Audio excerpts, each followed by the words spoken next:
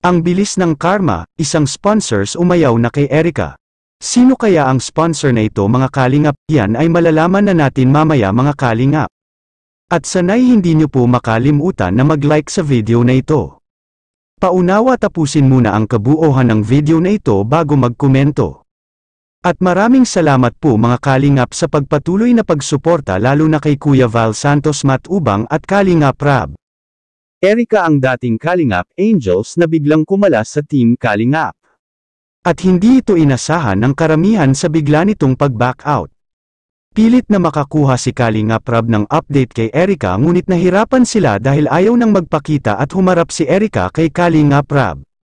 Siguro ay talagang nahihiya ito mga kalingap sa kanyang ginawa dahil sa napakabuting tao ang kanyang tinalikuran bigla. Sabi ng karamihang viewers na ginagamit lang sila ni Kalingap Rab ni Erica. Dahil sa si Erica ay hinintay muna niya na makahakot ng maraming sponsors at pera at mga gamit niya bago umalis sa Team Kalingap. Iniwasan niya ang magandang opportunity kasama ang Team Kalingap. At pati na ang pabahay ni Kalingap Rab ay inayawan na rin. Kaya pala niya inayawan ay may magpapabahay pala sa kanya mga kalingap. Dahil kung hindi pa siya umalis at kung nagpa-vlog pa siya kay Kalingap Rab ay sobrang dami pa niya sigurong matatanggap na pera mga kalingap. Dahil matatandaan natin na sa bawat vlog ni Kalingap Rab kina Erica ay hindi mawawala ang may magbibigay pera sa kanila at pati na ang kanyang pamilya.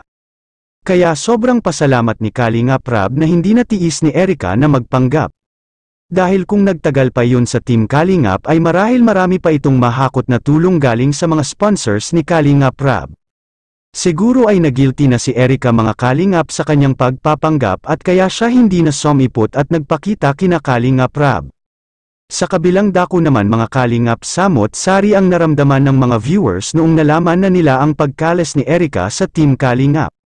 Dahil nga ay ang ibang solid Edrica supporters ay ito lang ang kanilang ginagawang libangan doon sa ibang bansa at pati na rin dito sa Pilipinas, dahil ang isang OFW mga kalingap ay kailangan talaga nila ang pampaaliw dahil sa sila ay punong-puno ng stress at ang cellphone lang nila ang libangan nila matapos magtrabaho, at isang sponsors umayaw na kay Erica makikita po natin sa video.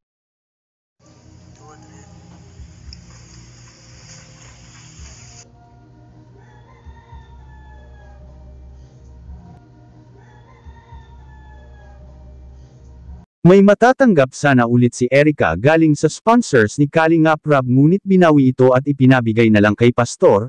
Anong masasabi niyo po mga kalingap tungkol dito? Please comment and God bless you all.